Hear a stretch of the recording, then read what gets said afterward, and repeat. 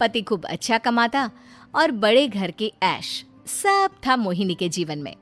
लेकिन एक चीज जो नहीं थी वो थी सुकून। मेरी बहन और मेरा भाई दोनों गरीब, लेकिन मैं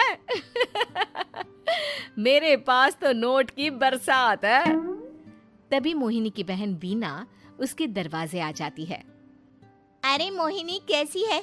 मेरे घर में ना सिलेंडर खत्म हो गया है। तेरे पास तो इतने पैसे हैं, भरवा देना मेरा सिलेंडर। पैसे जैसे ही आ जाएंगे मैं दे दूंगी। तभी मोहिनी का पति राकेश आ जाता है। क्या है वीना, ये अपने घर की परेशानी हम लोगों के घर ना गाया करो। तुम्हारी बहन को तुम लोगों पर तरस आ जाता है और वो पैसे देने लग जाती है। मुझे ये बिल्कुल पसंद नहीं है।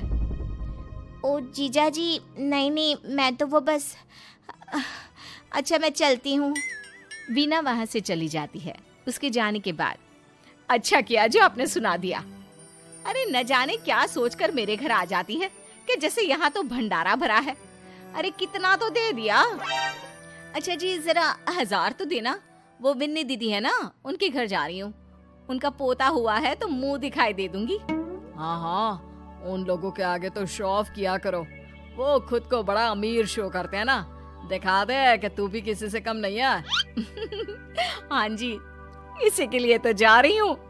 मोहिनी तैयार होकर अपनी बुआ की बेटी के घर जाती है, जहाँ उसके पोते का कार्यक्रम चल रहा होता है। वहाँ वीना भी आई होती है। अरे वीना, क्या जरूरत थी यहाँ आने की? तेरे घर पर गैस नहीं है तो वो भरा लेती। क्या करूं मोहिनी, बुआ को बुरा लग जाता नहीं जाती तो।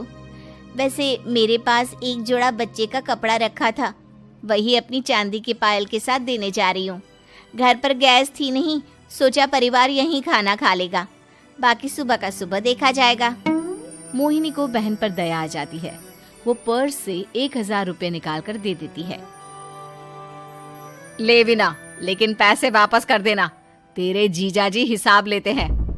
मोहिनी भी क्या करती, गरीबी में बहन का सहारा ही उसके जीवन जीने का आधार था।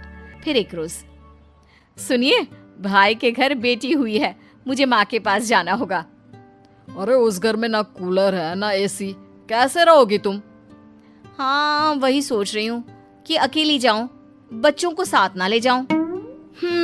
चली जाओ, लेकिन ये जो तुम अपने गरीब परिवार से मिलने चली जाती हो ना, मुझे बिल्कुल अच्छा नहीं लगता। पता नहीं मैं भी कैसे मैनेज करती हूँ, लेकिन क्या करूँ। मोहिनी भाई भाभी के घर आती है। मोहिनी, कैसे आना हुआ? तू यहाँ हम लोगों के घर रह लेगी या फिर किसी होटल में रहेगी?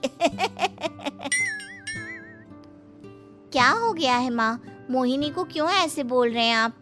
अरे तू नहीं जानती अपनी ननद को, पैसे वाली है ना, तो ऐड कुछ ज्यादा ही है। मोहिनी को माँ की बात का बुरा नहीं लगता है, क्योंकि उसे पता ही नहीं चलता कि माँ उसे जली कटी सुना रही है। वो भाभी की बच्ची के साथ लेन देन करती है और वहाँ से चली जाती है। उसके जाने के बाद, माँ, क्यों आप मोहिनी को इतनी सारी बातें सुनाती हो?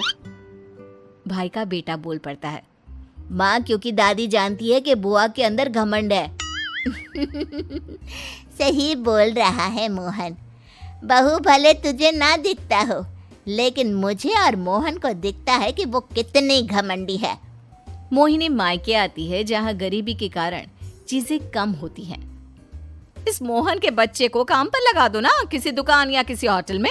बर्तन धो लिया करेगा, कम से कम 4 पैसे और आएंगे घर में।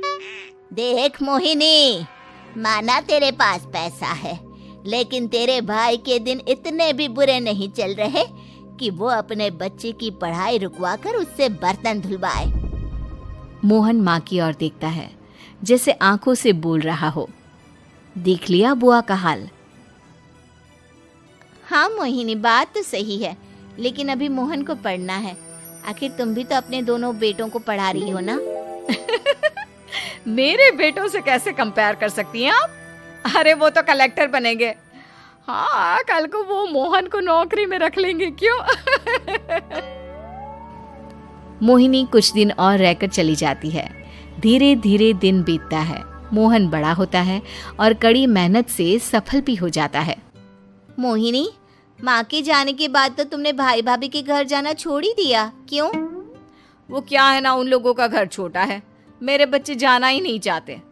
पर तुझे क्यों अचानक मायके की बात याद आ गई? यार मेरा तो मायका है, भाई भाभी है, मेरा तो आना जाना लगा ही रहता है।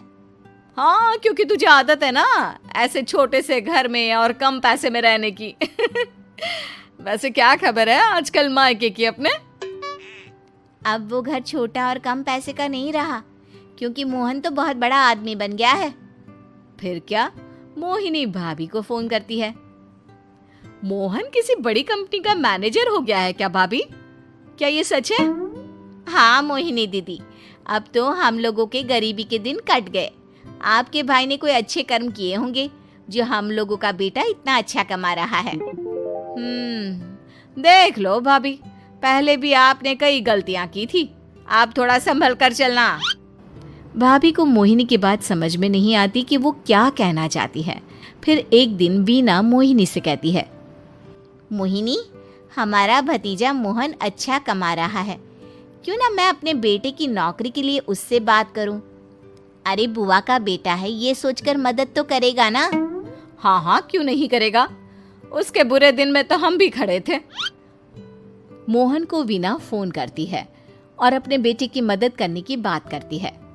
हाँ हाँ बुआ, क्यों नहीं, आप सिद्धार्थ को भेज दें, मैं अपनी ही कंपनी में उसकी नौकरी करवा देता हूँ। दिन बीतते हैं, अब वीना के हालात भी अच्छे हो जाते हैं। क्या बात है वीना, तूने भी कार ले ली, वो भी इतनी अच्छी? हाँ मोहिनी, अपने भतीजे के कारण तो हम लोगों की दिन अच्छे हो गए। उसने सिद्धार्थ की नौकरी लगवा दी है, वो भी शानदार। ठीक है, लेकिन पैसे ख्याल से खर्च करना। वो क्या है ना, पैसे आने आसान है लेकिन संभालने मुश्किल। मोहिनी घर पर अपने पति से बात करती है। देखो ना, सबके पास पैसे हैं, एक वक्त था जब मैं ही अमीर हुआ करती थी। लगता है कि ज्यादा दिन नहीं रह पाओगी, मेरी नौकरी को कुछ साल ही बचे हैं और तुम्हारे दोनों लड़के निकम्मे हैं। उन लोगों को बोलो ना कि नौकरी करे। तभी वहाँ मोहिनी के बेटे भी आ जाते हैं। अरे हमें क्या मोहन समझा है जो दिन रात गधे की तरह काम करते रहे? खैर, दिन फिरते हैं और मोहिनी के पति की नौकरी भी खत्म हो जाती है। मोहिनी क्या करे, थोड़े से पैसे में गुजारा नहीं हो रहा है।